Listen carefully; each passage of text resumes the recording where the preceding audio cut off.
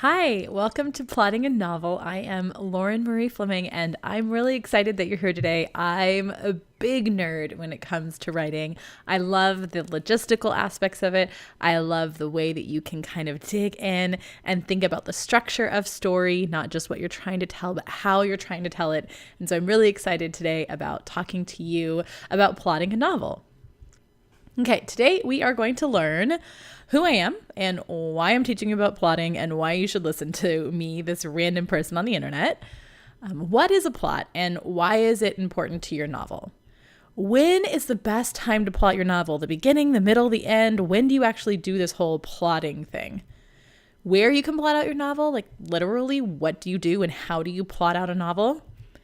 Why best-selling novels are plotted differently than what you're taught in school. When I went to school and I learned about story arc and plotting, it was very different than when I started reading about how best-selling novels are plotted.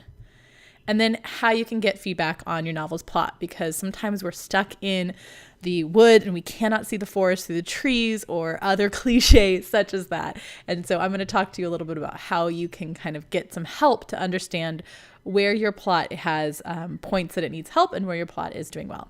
So first off, who I am. Hi, I am Lauren, and we're going to flip this back around, but I just wanted to show my face a little bit and say personally hi.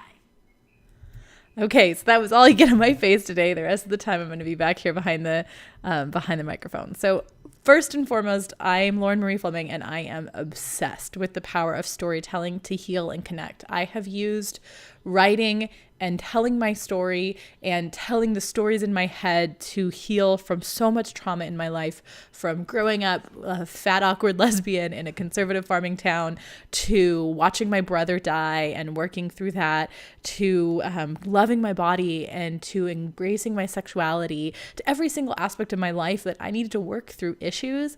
I have used storytelling in some form, both memoir and speaking on stage and writing articles and in-depth storytelling for magazines and nonfiction and fiction and kind of all over the place. But the through theme is this idea that storytelling can heal. So I believe in the power of healing through storytelling. And so everything I do kind of circles around this idea that stories are amazing and they have power to heal ourselves and the world around us. I have been writing professionally, which I consider professionally for money, since 2006, and I've been writing personally since about 1986, which is about when I can first remember having picked up a pen and written a story. Actually, it was probably a pencil back then, but picked up a pencil or maybe even a crayon and started writing a story. I have written multiple books of varying genres all over the place. I've been through the publishing process multiple times. I have self-published as well. I have written hundreds of magazine articles. I worked for a couple different magazines, had a couple different columns in magazines, including Vice and the Huffington Post and Curve and Nerve, and a lot of articles online, thousands of blog posts for myself and for magazines and newspapers. And I have one collection of bad poetry with even worse illustrations that I did when I was a kid. But hey, you know what? That's still on my shelf as a prized possession. I have spoken all over the world at major conferences and colleges. I love to come and speak to audiences. I talk a lot about storytelling and about the logistical aspect of storytelling is really what I like to do, like what we're going to do in this class today. And I really, really love helping others tell their stories, which is why I teach. This is why I speak. This is why I teach. I believe in that power of healing, and I want to help you to both embrace it for yourself, to heal yourself, and to tell your stories for others, because I feel like that can help us connect with others in this world. And then personally, I believe that a cup of tea is essential to writing. Hot tea, cold tea, whatever. Whenever I sit down to write, I always have a cup of tea with me. And I always include that in my bio because I think that there's something beautiful about the ritual of writing. And so if you can find the thing that gets you into the mindset, for me, it's sitting down with a cup of tea. And that is like my time. Okay, I'm going to write now. I have my tea. I'm ready to go. So I always include that in my bio because I want you to think about what could start that rhythm for you, that mental click. Okay, I have my cup of tea, I'm writing. What's that thing for you that you could take anywhere with you in the world that helps you to get your mindset into writing. So I want you to think about that. That's not what this course is about, but I always include that because I think that rituals are an important part of the writing process. And I think that rituals are an important part of plotting. I have plotting rituals that I do. I have my cup of tea when I plot. And so I continue to use cup of tea, this thing that I created as part of what is part of my writing ritual. And I include that in my plotting ritual. So I would love for you to take a moment to think about what's some kind of ritual that you can include in every aspect of the writing process, every aspect of the storytelling process that can kind of center you in yourself and remind yourself, like, okay, now I'm a storyteller right now. Okay, let's get into plot. Plot is two things. It's both a noun and a verb. A plot is the main events of a play, novel, movie, or similar work devised and presented by the writer as an interrelated sequence. So there is the plot of a novel, and then there is to plot. Devise the sequence of events in a play, novel, movie, or similar work. So to plot is to actually come up with what you're going to do to make the plot. Put simply, a plot is a series of events in a story. And I love this definition because it comes from my sister who her seventh grade English teacher made them jog in circles saying, plot is a series of events in a story. Plot is a series of events in a story. So when I said, okay, I'm going to do this little mini course on plot, my sister said, plot is a series of events in a story. And she said, hey, I'll never forget it. And that's what her teacher told her. So plot is a series of events in a story. And if you want to get that in your brain, you can run around in circles like my sister did.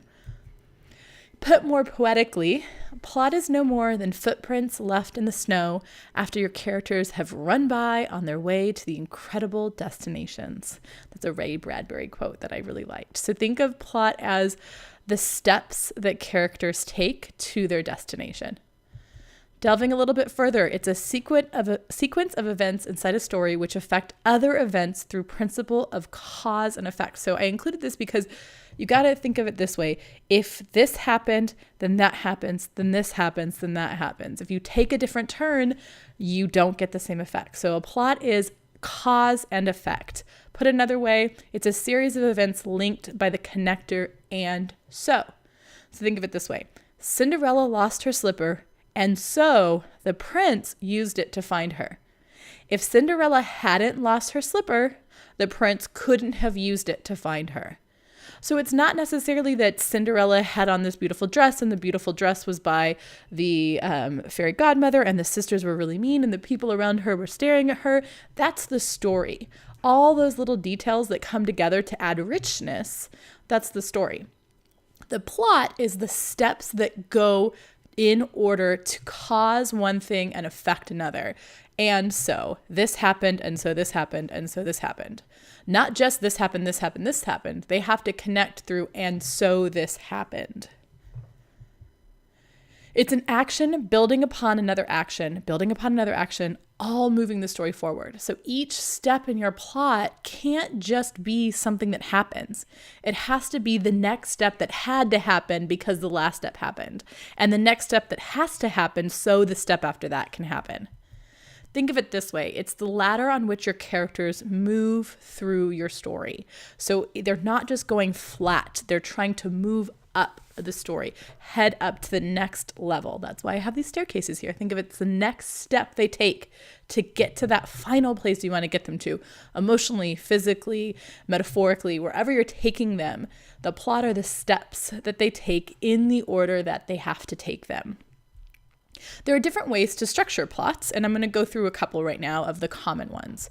So here's the plot structure that if you go on to Wikipedia, they tell you, you kind of have an exposition, a rising action, something exciting happened, a climax, the ultimate exciting thing that happens, kind of a falling action, the resolution of the climax, and the denouement, which I'm probably not saying that word right, but this is the only time I've ever seen that word. But I usually see that as a resolution. This is the literary plot structure that a lot of people are taught in school. So you have the tension, Act 1, the character has conflict.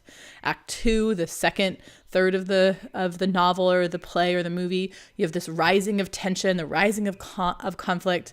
Act 3, you have this giant resolution, and then it kind of fizzles out at the end, and then you have some kind of resolution there. And this is what I was taught in school a lot. I was also taught this one, the hero's journey. So this is a different way of thinking about plot, a different way of plotting. I like the hero's journey because this way is very, very like analytical and very left brain and very reminds me of a math class, whereas this gives me a little bit more of a, I don't know, artistic expression I always like as well, looking at this. So you have the call to adventure, the supernatural aid. So when you think about the hero's journey, I always like to think about the Odyssey or these stories where all these magical things happen and they're challenged and they go like into the abyss and have death and rebirth. And this was literal then. They had the monsters, they had the abyss, they had, the one-eyed cyclops, the various different things that these Greek tragedies went through with gods and mythical creatures, but that doesn't mean that it has to be mythical. So if you think about supernatural aid, that could be someone rich comes in and gives your artist hero a grant. That could be supernatural aid. The abyss could be an emotional abyss. They're at rock bottom. This is the worst moment of their whole life. So think of these when I'm plotting them out, and I have plotted this way a lot. I think of them as like, what is the most abyss? Like if my character was going to go into the deepest, darkest hole of hell, just like in a Greek tragedy, what would that look like to this character? So I like to play with this because I think it adds some magical realism to every story, even if the story is not fiction. Even if it's just me talking about, in my memoir, what was the abyss? What's the abyss I hit? What is a supernatural aid that I hit? How did I atone for my sins? What kind of transformation did I go through? What kind of challenges and temptations did I have? What mentor helped me? So especially when you're kind of stuck in your own head and in your own story, thinking of it in relation to other stories has really helped me as well. And sometimes I'll go through with these different ones and I'll watch a movie and I'll try to plot out a movie and think about the way in which the plot structure helped aid the movie forward. And I know it can seem really formulaic to try to do these things, but what it does is it helps you, one, these are the structures that people who are reading your book or watching your screenplay or seeing your play or even reading a collection of poems, they want to see structure there.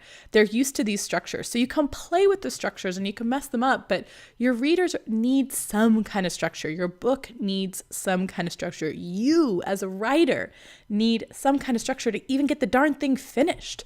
And so using a plot structure helps you to really understand, okay, maybe I don't have, maybe there is no climax. Maybe I just kind of peter out. Maybe in the middle, there's no rising of tension, rising of conflict. So when you plot out your story, you can add some tension here. You can add a climax here. You can add some conflicts. You can add a mentor, a helper, a transformation. You can add an abyss that they go to. Instead of a climax, instead of it like a high, think of it as the ultimate low that they can get to. So you use these structures to help you find what your book needs to enhance it. So don't think of them as these strict things that you have to stick to that are going to be horrible and make your book feel really formulaic. Instead, think of them as the way in which you can add some, like a story outline for yourself, ways in which you can play with it, ways in which you can get ideas for your novels, ways in which you can understand the other novels. So these are the kind of three typical structures that you see in when you're taught the story and how to create a story. So this is a very common one. This is the one that I was taught all throughout school. The hero's journey is if you take literature classes, you break things down by the hero's journey. There's also the heroine's journey version online if you feel like looking up a more feminine version of this. But this is the structure of bestsellers.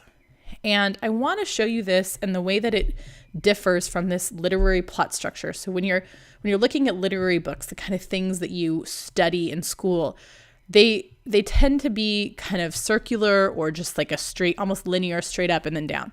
But look at the way bestsellers are plotted. So this is from a book that I recently read and very much loved. It's called The Bestseller Code, Anatomy of the Blockbuster Novel. And you would think that it would be really formulaic, like trying to figure out exactly how to get a book and what to do when to get a bestseller. And it wasn't that. I actually think this was a really, really great book on plot. It graphed out the plots of different bestsellers, and you can see this is why people call it a page turner. This is why people cannot put down the Da Vinci Code or 50 Shades of Grey. This is why people like me who are like, this is a horrible representation of sex and sexuality and women and BDSM, but I can't stop reading it. I want to know what's going next. That is why people can't put down 50 Shades of Grey, even if they hate reading it. And it is because you take the reader on an emotional roller coaster.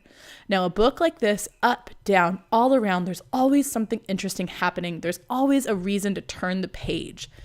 When you're here, not so much. Like, okay, it's going to the next step, going to the next step, going to the next step. This is just like walking up a set of stairs. This is like going in circles. This is like taking a roller coaster at Magic Mountain. And now, not all of us want to go on roller coasters at Magic Mountain. I personally sometimes puke when I'm on roller coasters at Magic Mountain.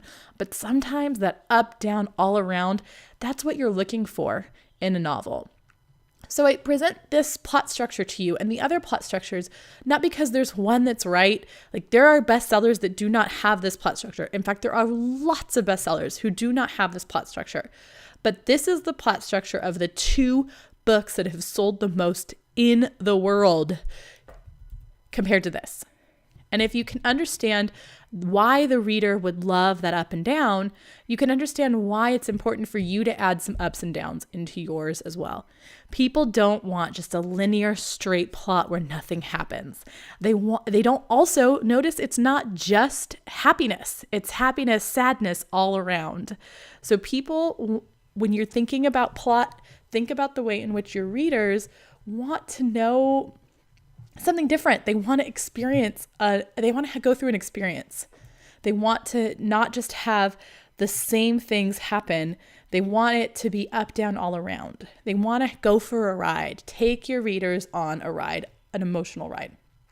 Okay, so now after I said all of that, I want to point out that the ups and downs are conflict and conflict resolution, positive sentiment and negative sentiment, high stress and low stress.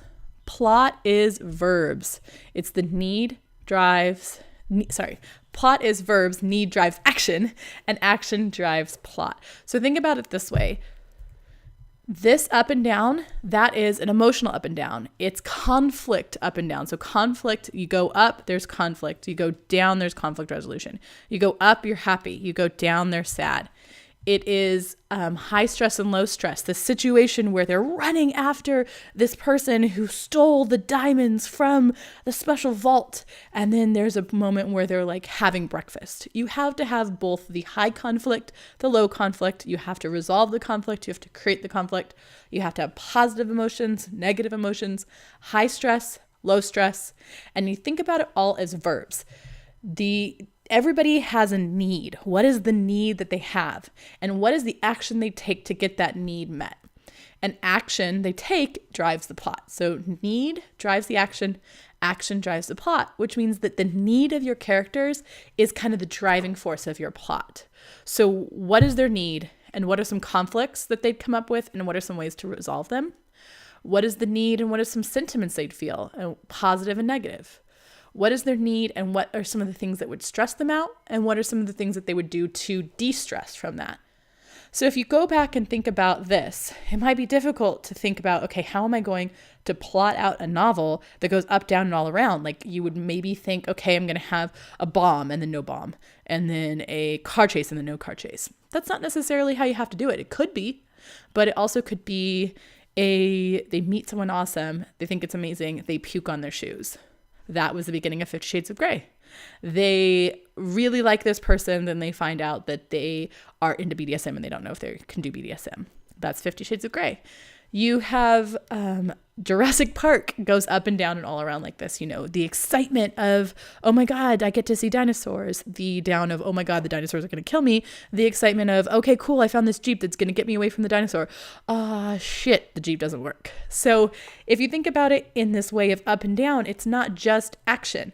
It's emotions, it's sentiment, it's stress and low stress. And most of all, it's their need that's driving the whole plot.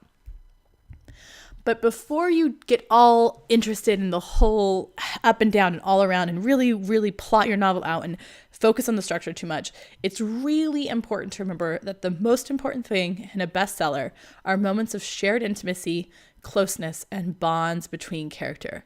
So it's not just about those actions. It's about what's happening around those actions, the story you're telling around those actions, the need that's driving that story, the emotion and the closeness and the intimacy and bonds between characters. This is the number one thing that makes a bestseller, is having an emotional attachment and a bond with your characters, getting to see their intimacy, getting to see their closeness. So as you get stuck in the details of the plot, don't forget to add the moments of bonding between the characters, because that lets your reader bond with the characters as well.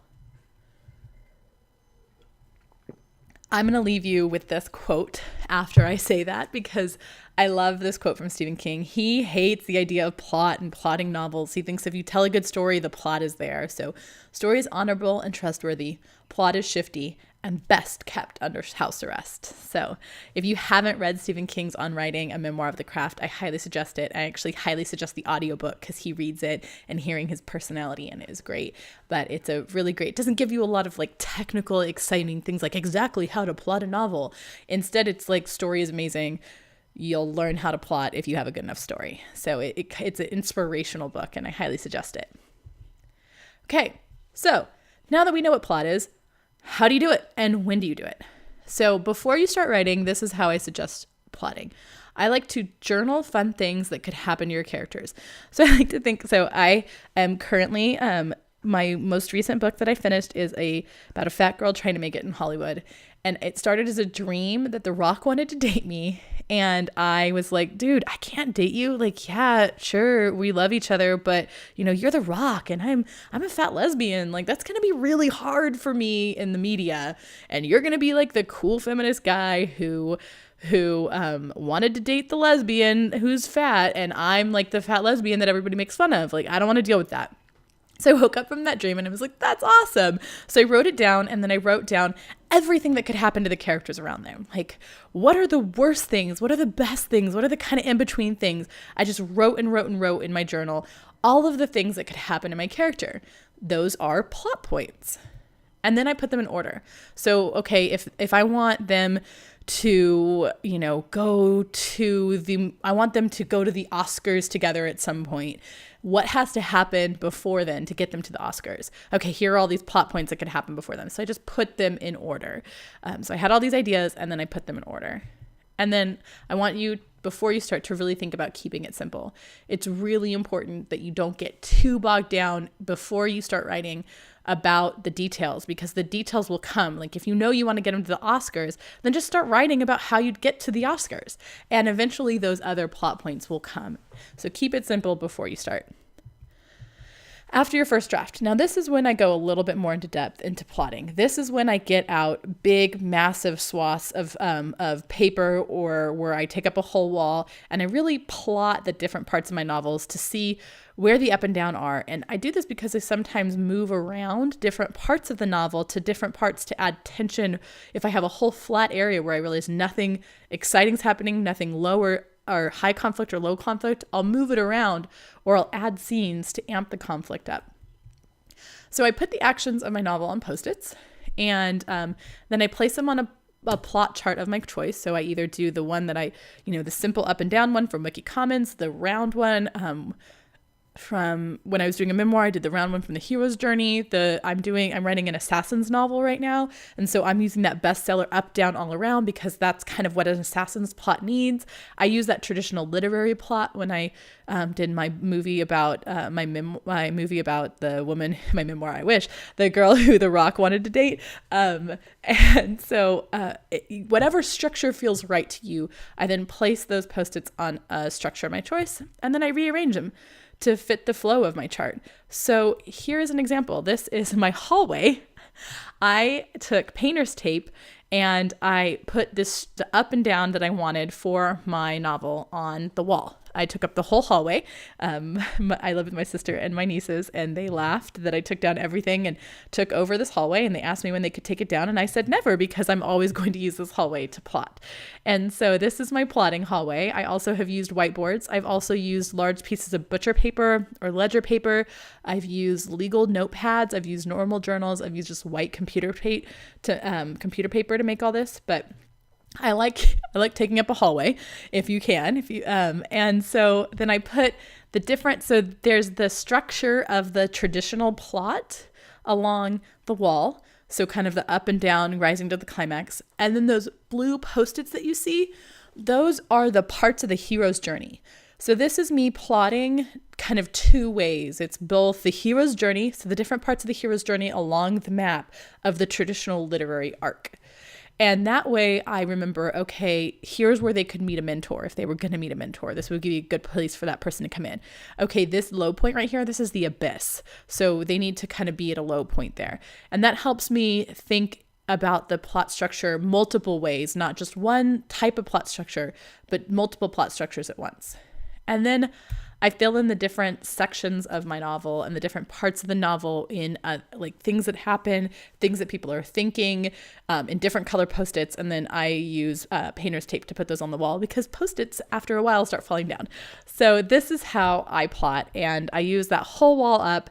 I also have done this exact same thing on pieces of paper. So if you don't have a wall that your family will let you take over, you can do this on a whiteboard. You can do it on pieces of paper.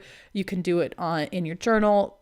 But this is how I highly suggest, when you've done a first draft, putting all of your different things that happen together on this structure so you can really understand. When I first plotted my book about the fat girl trying to make it in Hollywood, it was all flat. It was really flat in the middle. And I couldn't figure out why my middle was lacking something. I couldn't put it into words. So when I plotted it, I realized there was no down. I was so excited about her having this happy story. I wanted to have a novel about a fat girl who things went right for her, not like she was trying to lose weight the whole time and everything went wrong. I wanted things to go right. But because I had this longing for this character who I saw too much of myself in, to have everything go right for her, I wrote a boring book. There was no ups and downs. There was no conflict. There was no conflict resolution. There was no tension. There was nothing in that middle. So plotting it like this can help you understand what your book is lacking and what you can give to your characters to help overcome that. Okay, so 27 minutes into this, now you know everything you need to know about plot. What happens when you get to that point where you plot it out and you cannot figure out what's wrong with your novel, or you can't figure out what your plot needs, or you still don't really understand plot? How can you get help with that? Well, the number one way to understand plot and story and writing and anything in general is to read. Read books like the book you want to write. So when I was writing my book about a fat girl trying to make it in Hollywood, I read so many romances and diverse romances and romances with characters that were like the character I wanted, and sometimes some shitty romances, and sometimes some romances that were amazing, and sometimes things that were in between. But I read a lot of romance. Now that I'm working on my assassins book, I am reading everything there is about assassins and spies and page turners and those, John Grisham, those Dan Browns, those like the Alice Network, anything I can about women spies and about spy novels and about, kind of those action novels. So read, read, read. Work with a writing coach. I'm a writing coach. I know plenty of writing coaches that specialize in different things. If you have any questions, you can always email me at info@laurenmariefleming.com to find the right writing coach for you. But I really believe in writing coaches. I use a writing coach. I think that it's important to have somebody outside of yourself to see your work and to help you kind of see it from somewhere outside of yourself and outside of the story. You can buy a book on plot, and here are two books I suggest. Story by Robert McKee is not technically about plot, and neither is The Bestseller Code, but I think both of them really help you understand the way in which plot and story and structure go together. Story by Robert McKee is really about adding depth, and Bestseller Code, it really structures out how plots look, and I found that helpful for me to understand the way in which stories move up and down. So these are two books that I love. Hire an editor, just like working with a writing coach. Sometimes having a professional who understands this is really helpful. They can look through your work for you and help you see the things that you're a little too close to see. An editor and a writing coach and a writing group were the people that helped me a lot to understand that my book didn't have the right tension that it needed, or the right conflict in the middle, that I was making things too easy for people. And people don't want to read too easy, and life isn't too easy. And it's not exciting when they get to the end, to the Oscars, writers if you never had them have to work to make a movie. People want to see people work. They want to see conflict. So an editor, a writing coach, and a writing group helped me. And that's the last one, is join a writing group. And I would absolutely love it if you join my writing group. It's called the Writer Squad, and you can join it at courses.laurenmariefleming.com, where I have a lot of courses available, and my writing squad gets access to a lot of them, and they're a great group of people who support each other. We have monthly check-ins. We have a Facebook group. It's a great collaboration of people, and you can join us at courses.laurenmariefleming.com, and it's a really, really wonderful place to get feedback from people. Okay, so in this session, you learned that plot is simply the action that builds upon itself to move the story forward. Plot structures, they vary, and you saw examples of them, but which one is right for you depends on your novel, and just pick the one that works best for you personally. There's no wrong. As long as you have some kind of structure, your novel will be great. Plotting a novel should happen before you start. Simply keep it simple, and in between drafts, replot it to understand if there's any gaps in your story. You can plot in a journal or on your wall. Either way, Post-its are valuable helpers. I'm a big fan of Post-its, big and small. And remember, moments of shared intimacy, closeness, and bonds between characters are just as important as the action to the plot. So be sure to not just only add action, be sure to add those moments of closeness and bond, because that's what we read for. We all read to feel closer to each other. Well, I hope that you enjoyed this amazing plot section. I thoroughly enjoyed it. I'm a nerd. I love plotting, but I think it's a really fun way to understand your book and the books around you. If you'd like some more help with your plotting and you want to get some feedback, please join my writer squad at courses.laurenmariefleming.com. We'd love to have you. We'd love to work with you on your plot. Thank you so much, and I will see you in the next little mini course.